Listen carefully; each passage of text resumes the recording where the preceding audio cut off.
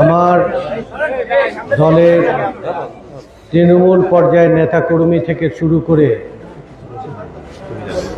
সারা পাবনা জেলায় নির্বাচন পরিচালনা কমিটির দায়িত্বপ্রাপ্ত নেতৃবৃন্দ, পাবনা সদর জাতীয় সংসদ নির্বাচন এলাকা ৭২ এবং পাবনা ৫ আসনের নির্বাচন পরিচালনা কমিটির সমন্বয়কগণ, অঙ্গ সংগঠন, ছাত্রদল, যুবদল, স্বেচ্ছাসেবক দল, শ্রমিক দল, কৃষক দল, তাঁতি দল, মৎস্যজীবী দল, মহিলা দল, জাসাস এবং অন্যান্য সহযোগী অঙ্গ সংগঠনের মুক্তিযোদ্ধা দল, সহযোগী অঙ্গ সংগঠনের নেতৃবৃন্দের যে নিরলস প্রচেষ্টা, সেই প্রচেষ্টায় আমরা অনেকটা কানের কিনার দিয়ে বেঁচে যাওয়ার একটা গল্প শ্লোক কথা শুনি না, বটবাহিনীর গুপ্ত বাহিনীর যে তাদের যে নেটওয়ার্ক, সে নেটওয়ার্ক ভেঙে পাবনা সদরে বিজয় ছিনে আনার যে কৃতিত্ব, সেটা হচ্ছে তৃণমূল পর্যায়ের নেতা কর্মী যারা সারা 2টি মাস অক্লান্ত পরিশ্রম করেছে। 1 মাস সমন্বয়কদের নেতৃত্বে গোটা পাবনা সদর থানার 10টি ইউনিয়ন, পাবনা পৌরসভার 5টি সমন্বয় এলাকা, তারা যে কৃতিত্বের এবং সাহসিকতার পরিচয় দিয়েছেন, বিজয় প্রায় হাতের নাগালের বাইরে তারা ছিনিয়ে নিয়ে গেছিলেন। গত 1 মাসের মধ্যে আমরা তাদের দুঃসাহস দেখে, তাদের চক্রান্ত ষড়যন্ত্র দেখে আমি বিস্মিত হয়েছি। দলগতভাবে জামাতের এমন কোনো শক্তি পাবনা শহরে নেই যে বিএনপির কোনো নেতাকর্মীকে চ্যালেঞ্জ করার মতো কোনো ক্ষমতা যদি থাকতো অনেক জায়গায়, তাহলে বোঝা যেত যে একটা লোকে সন্ত্রাসী গুপ্ত বাহিনী, তাদের সবাই ভয় করে, শক্তি থাক আর না থাক। একসময় আমি যে পুরনো রাজনীতি করতাম, আমাদের জনমত কতটুকু ছিল না ছিল, কিন্তু হেন লোক নেই যেটা আমাদের চোখে চোখ রেখে কথা বলতো, কারণ যে আমাদের একটা যে কোনো কিছু করে ফেলানোর একটা সুযোগ ছিল, শক্তি ছিল। সে শক্তি জনগণের শক্তির চাইতে সামরিক শক্তি ছিল, আর হচ্ছে বেপরোয়া বাহিনী ছিল। তো আমরা তো এখন গণতান্ত্রিক রাজনীতি করি, মানুষের স্বার্থ নিয়ে রাজনীতি করি। আমাদের প্রায় 30 বছর খালেদা জিয়ার আঁচলের নিচে যারা ছিল, তারা যে এরকম হিংস্র আচরণ করতে পারে বিএনপির সাথে, এটা অকল্পনীয়। ম্যাডাম খালেদা জিয়া যদি জীবিত থাকতেন, হয়তো ম্যাডাম খালেদা জিয়ার বিরুদ্ধেও তারা যা ইচ্ছা তাই বলতেন। তারেক রহমানের নামে তারা সমালোচনা করেছে, দলের হেন কর্মী নেতা নেই, তাদেরকে বিষোদ্গার করেছে। বিশ্বাস করেন, আমি পাবনার 3টি কাজে রাষ্ট্রপতি আমাদেরকে দাওয়াত করেছিলেন তার একটা অনুষ্ঠানে, আমরা জামাতকে দাওয়াত দিয়ে সাথে করে নিয়ে গেছি। 3টে মন্ত্রণালয়ের সচিব এবং 11টি দপ্তরের নেতৃবৃন্দ, সচিবগণ, সরকারি কর্মকর্তাগণ, অনেস্টলি আমার দাওয়াতেই তাদের সাথে আমার পূর্ব পরিচয় ছিল, তাদেরকে দাওয়াত দিয়েছিলাম। তারা পাবনায় আসছিলেন ডেভেলপমেন্ট ওয়ার্ক করার জন্য। ভোটের তখনও ইন্তজাম শুরু হয়নি, তারপরেও আমি জামাতকে সাথে করে নিয়ে গেছি। ঈশ্বরদীতে যোগাযোগ এবং রেল বিভাগের মন্ত্রী আসছিলেন, সেখানে তাদের সাথে করে নিয়ে গেছি, প্রতিটা কাজে, ডিসি অফিসে, সমাজে। কিন্তু এমন আচরণ তারা করলো যে আমার সাথে তাদের কোনো জানাশোনা নেই। আর দলের আমি জানি না এমন দোষ আমার নামে, ব্যক্তিগতভাবে আমার নামে দেওয়া, আমার আত্মীয় পরিজনের নামে দেওয়া, সিনিয়র নেতৃবৃন্দর নামে দেওয়া, এটা হচ্ছে তাদের একটা গোপন গুপ্ত পরিকল্পনার অংশ। তারা তো করছেই, কেন্দ্র জামাতকে দিয়েও আমাদের নামে সীমাহীন অপপ্রচার, মিথ্যে গুচ্ছা করেছে। একটা জিনিস ভালো হয়েছে, জামাত সম্পর্কে আমাদের যে ধারণা ছিল যে মৌলানা আব্দুল সোবহানের মতো বয়োজ্যেষ্ঠ লোক, ভদ্রলোক, আলেম প্রকৃতির লোক সন্ত্রাস, গুন্ডামি, শয়তানি, দুষ্টামি জানে না, এরা আলেম। এবার জামাতের যে রূপ চরিত্র দেখলাম, এর আলেমের এদের কাজের সাথে নেই। আর কুফুরি করা, সেরেক করা, মিথ্যা কথা বলা, কি করছে? আমাদের লোকের সাথে পায়ে পা দিয়ে মারামারি করে নির্বাচনের মাঠ নষ্ট করার চেষ্টা করছে। প্রতিটা ভোট কেন্দ্রে তারা বাঁশের লাঠি কেটেছে, তারপরে তলোয়ার বানিয়েছে, বোমা বানিয়েছে। কি উদ্দেশ্যে বানাবে? আমরা তো বলছি যে আমরা কোনোভাবেই কোনো জালিয়াতি ভোট করব না, সুযোগ থাকলেও আমরা ভোট কেন্দ্র দখল করব না। তাহলে তোমাদের এই প্রস্তুতি কিসের জন্য ছিল? সেই প্রস্তুতি প্রমাণ হলো ভোটের আগের রাত্রি তারা বস্তা বস্তা টাকা নিয়ে মানুষের ভোট কেনার জন্য বিভিন্ন জায়গায় ধরা পড়লো, পাবনাও ধরা পড়লো। দুর্ভাগ্য কি জানেন? যে বিএনপির মতো দল, সারা দেশ জানে যে বিএনপি ক্ষমতা গঠন করবে, অথচ বিভিন্ন প্রশাসনের বিভিন্ন পর্যায়ে এই গুপ্ত বাহিনীকে সাহায্য করবে। আমাদের অভিযোগ আমলে নেওয়া হলো না। আমার একটা বিশ্বাস ছিল যে যত চেষ্টাই করুক না কেন, তাদের মাঠের ভোটের দিন আমাদের লোকজন প্রতিরোধ করেছে, তাদের ভোট কেটে নেওয়া, গুপ্ত ভোট ঢোকানো, এগুলোর সুযোগ তারা পায়নি। কিন্তু আমাদের দুইটি নির্বাচনী এলাকা, চাটমোহর, ভাঙ্গুড়া, ফরিদপুর এবং আমাদের ঈশ্বরদী, আটঘরিয়া, সেখানে দলের মধ্যে কিছুটা অনৈক্য ছিল। এই সুযোগে তারা ভোট প্রশাসনকে দিয়ে একতরফা গণনা করে ছেড়ে দিছে। আমাদের ক্যান্ডিডেট জানে না, এজেন্টরা জানে না। সেই বিষয়ে আজকে ডিসি অফিসে আসছিলেন ঈশ্বরদী, আটঘরিয়া, চাটমোহর, ভাঙ্গুড়া, ফরিদপুরের সংক্ষুব্ধ নেতাকর্মীরা। তাদের কাছে শুনে ডিসি সাহেবের সাথে যে আজকে আমরা কথা বললাম, যদি সদর আসনে বিএনপির ক্যান্ডিডেট না থাকতো, এটার সমঝোতা করারও সুযোগ আমাদের হাতে থাকে। আল্লাহ আমাদের হেফাজত করেছে। আমাদের রাজনীতি হচ্ছে দেশের উন্নয়নের রাজনীতি, দেশের শান্তি প্রতিষ্ঠার রাজনীতি। বিএনপি 212টা সিটে নির্বাচিত হয়েছে, জয় ঘোষণা হয়েছে। 212টি সিট মানে একক নিরঙ্কুশ সংখ্যাগরিষ্ঠ।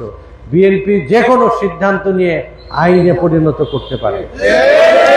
এইটা কিন্তু প্রশাসনের কি জানা ছিল না? প্রশাসনের বিভিন্ন পর্যায়ের লোকজনগুলো এটা জানার পরও এই গুপ্ত বাহিনীকে তারা ভোটের দিন পর্যন্ত সাহায্য করেছে। আমরা কি চাই? আমরা চাই রাষ্ট্র কনসোলিডেশন করতে, বিভক্ত নয়। আমরা ঐক্যবদ্ধ করে দেশকে পুনর্গঠন করতে চাই। এদেশের প্রতিটি নাগরিকের মৌলিক অধিকার আমরা রাষ্ট্রভাবে, সরকারিভাবে পূরণ করতে চাই। শহীদ জিয়া যে দায়িত্ব পালন করে গেছে, বেগম খালেদা যে দায়িত্ব পালন করেছে, হিস্ট্রিক্যালি তারেক রহমান সেই দায়িত্ব গ্রহণ করেছে। আধুনিক, নিরাপদ, উন্নত বাংলাদেশ গঠন করা, দুঃখী মানুষের মুখে হাসি ফোটানো, সেই সুযোগ আমাদের এখন দ্বারপ্রান্তে।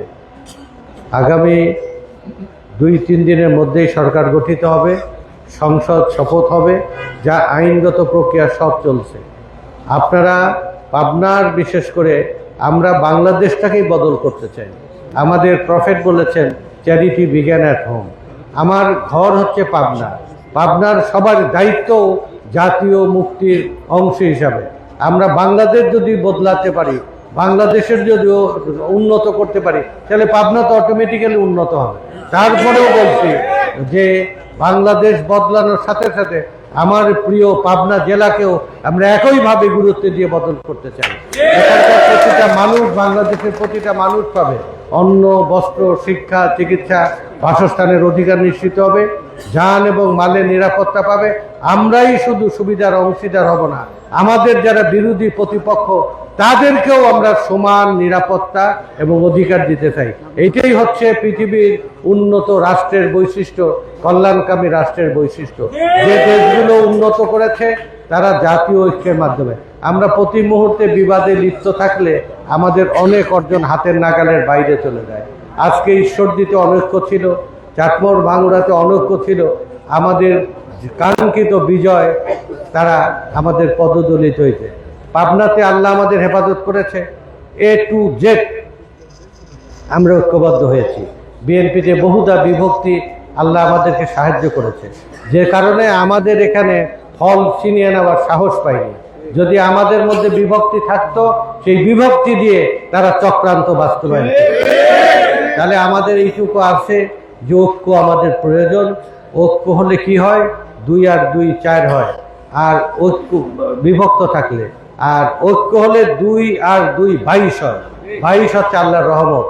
আমি অনুরোধ করব, কালকে রাতে 5:30টার সময় পাবনার ফলাফল ঘোষণা করেছে। সকাল 8টা রাত 4টার মধ্যে সারা বাংলাদেশের ফলাফল ঘোষণা হলো। তো পাবনা কেন 5:30টা লাগলো? শত চেষ্টা করেছে যে এটার কোনো রদবদল করা যায় কিনা, কোনো ফাঁসার পাইনি বিদায় আমাদের এই ফলাফল। আমরা যদি তদন্ত করি, আবার যদি পুনর্গণনা করি, দেখা যাবে এখানেও বহু ফলাফলের রদবদল হয়েছে। আমরা এখন বিএনপি সরকার গঠন করতে যাচ্ছি, তাহলে সরকারকে আমরা এখন শান্তিপূর্ণ পরিবেশে কাজ করতে দেওয়া।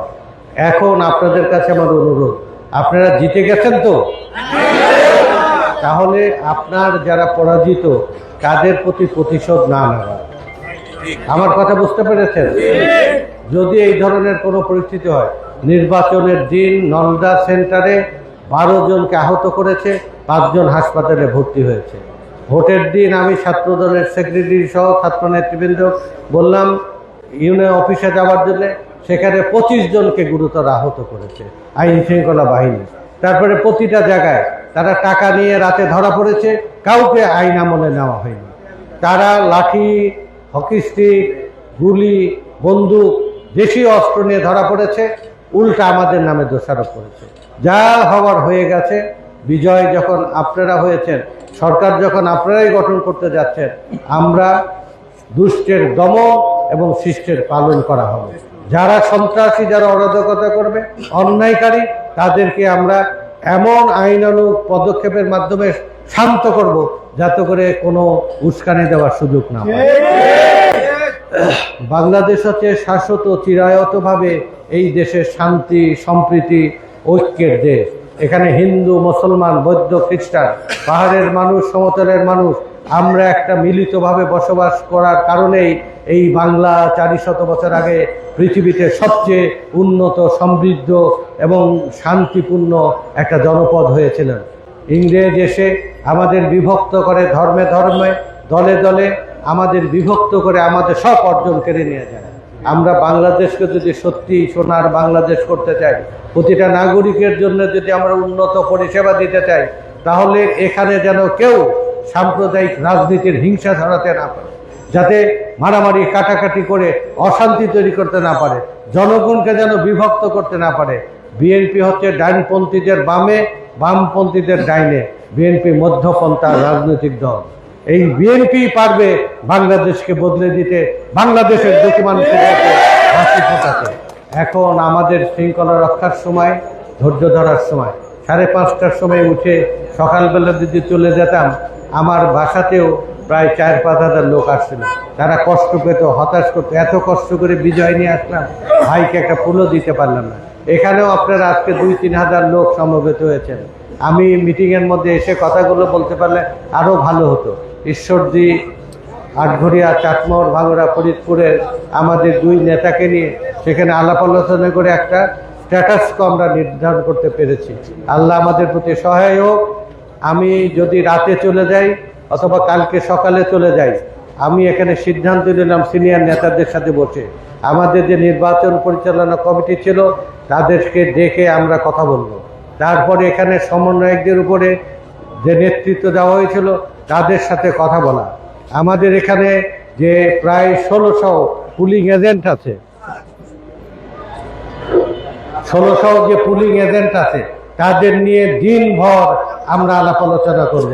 আমাদের দুর্বলতাগুলো কি, সবলতাগুলো কি, ভবিষ্যতে পাবনাতে বিএনপিকে জনপ্রিয় দলে পরিণত করার জন্য যা যা করণীয় কৌশল সবগুলো নেওয়া হবে, আপনার কাছে তুলে ধরা হবে। 163 নির্বাচনী এলাকায় আপনারা যারা স্থানীয়ভাবে দায়িত্ব পালন করেছেন তাদের কাছ থেকে বলা এবং আপনারা বুঝে নেবেন আমাদের কোন কোন ফলাফল বদল করে তাদের কিন্তু এগিয়ে দেওয়া হয়েছে, আমরা কোন কোন ভাবে আমরা দুর্বলতা ছিলাম, সবগুলো আমরা খুঁজে বের করে ভবিষ্যতে ইস্পাত কঠিন ঐক্যের দল পাবনাতে হবে। পাবনাতে সাম্প্রদায়িক রাজনীতি চলবে না।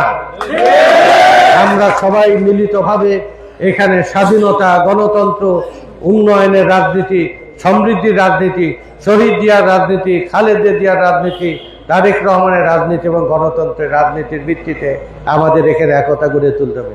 একতাটা হবে আদর্শের ভিত্তিতে, শক্তির ভিত্তিতে নয়। একতা হবে মানুষের প্রতি ভালোবাসার ভিত্তিতে, মানুষকে সেবা দেওয়ার ভিত্তিতে। আমাদের প্রমাণিত হয়েছে বাংলাদেশে কথার রাজনীতি এখন চলবে না, বাংলাদেশে কাজের রাজনীতি নিয়ে আসতে হবে। জিয়াউর রহমান বলেছিলেন যে আমি এমন রাজনীতিকে ডিফিকাল্ট করে দিতে চাই, চোর দুর্নীতিবাদ যেন রাজনীতি করতে না পারে। তারেক রহমান যে কার্যপত্র ঘোষণা করেছে, এটা যদি অনুসরণ করি দেশ বদলাবে, আমরাও বদলাবো।